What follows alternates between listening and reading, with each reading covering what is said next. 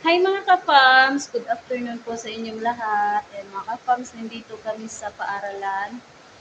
Kasi ang amo ko kasi si Ma'am Julie, grade 4, nagpatawag siya sa akin para maglinis daw kami dito sa paaralan niya. Lilinisin namin kung mga ka-fams, ang dami pang ayusin. Yan. Ang dami pa yung kalat dito. Ang dami pa kasing kalat mga ka-fams, kaya pinatawag niya ako na maglinis daw kami dito. Ayan, para pasok ka na kasi bukas ng mga bata. Ayan. Kaya linisin namin to. Si Giselle. Ayan, si Giselle yung kasama ko na magligpit dito. Kita na siya magapat. Kaya makapagpangis. Ligpit kami ng mga libro. Ligpitin namin ito. Para walisin namin dito.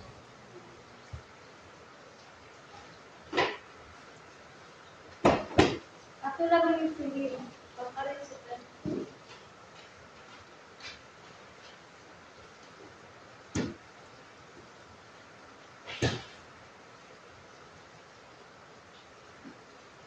diri tapos lang ako.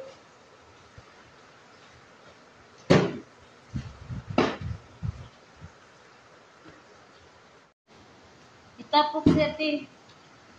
Pagtapok siya na. Itapok ba? Kay susi tumis. Tuan.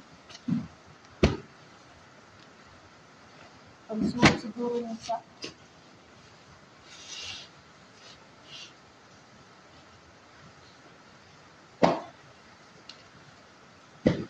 Agbaldi de ikuan pis ka ng tuan kay aron mo.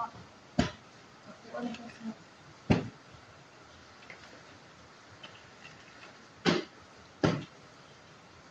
Daghan na pa siya dyan.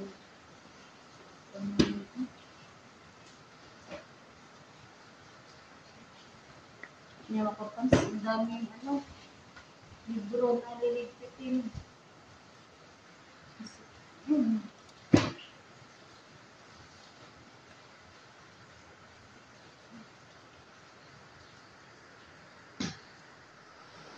Makapansin dito.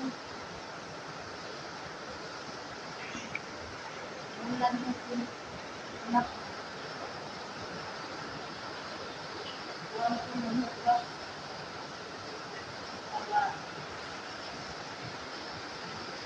Dito bukan dito.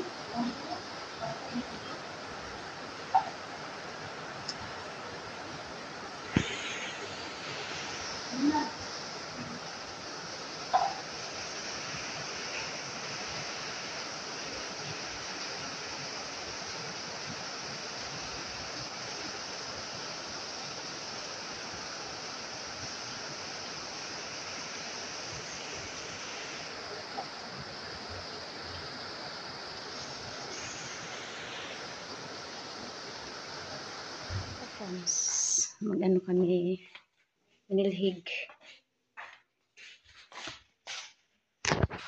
Manilhig sa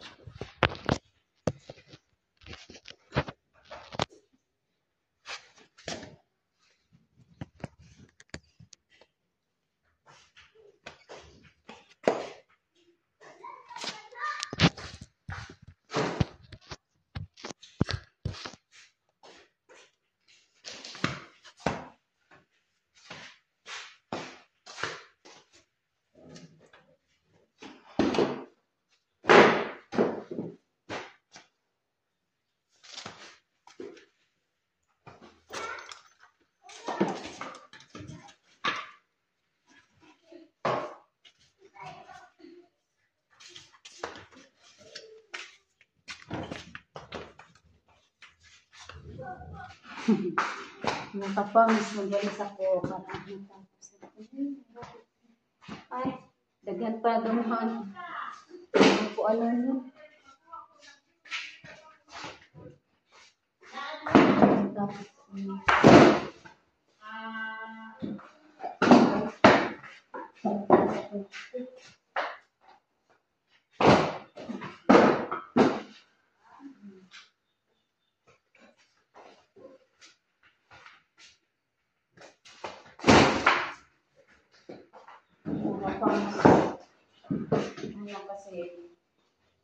si Ma'am Joy mas gusto niya daw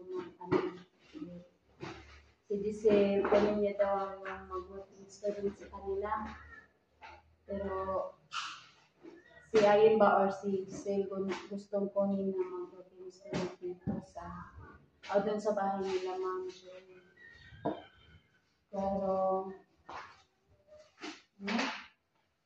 ayaw ko mga-farms kasi yung mag-face na ako, mag-ano na ako. Itiisin ko na lang muna.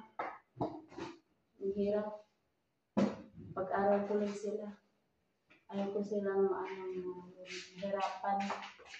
Dahil nag-study, working, daming gawain, hindi makapokus sa study ng mga bata.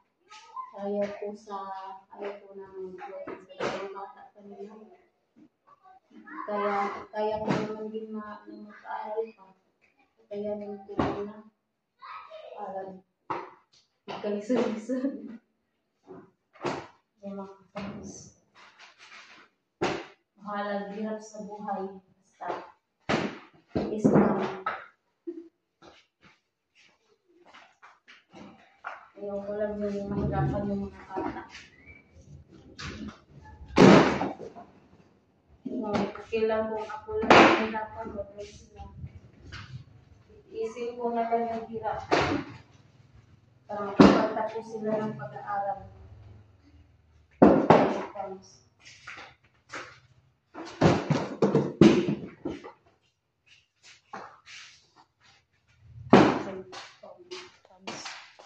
Ano daw to ni Giselle, ligpitin ni Giselle. I-arrange ni Giselle yung saan mo natin? Ayong ano daw yung math, lain-lain, math, English, science. Sabi ni Ma'am T, ano daw, ano mo daw yun. Pag Pilipino, ganun, English, tas ano. Pagsamahin mo lang yung mga iba't ibang subject. Yan, daghan na, oy. Dami.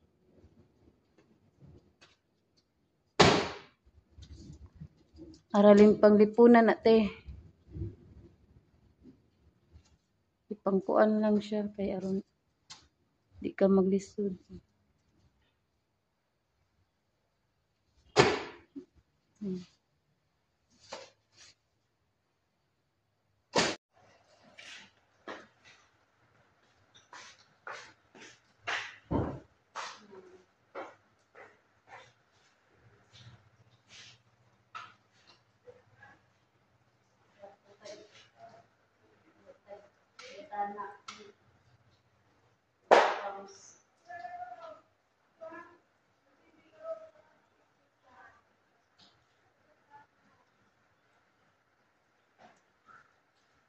Kanang kuan kay may imong ipanuan kanang sara na.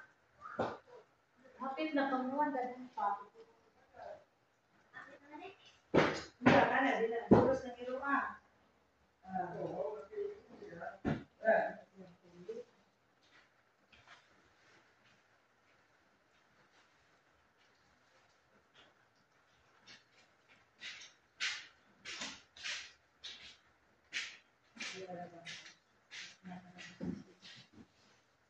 Pero dia kimpang na. Dia ko datong dakto, kamay. Lagi naman ang ano mo hinay. Dia mo to yang din. Apa ko ning tayo. Nagagas pa ka. Dia pa ako mangyipon ko sa. So dari kaya nakipuan. Sorry na kami. Tapos na kasi kaming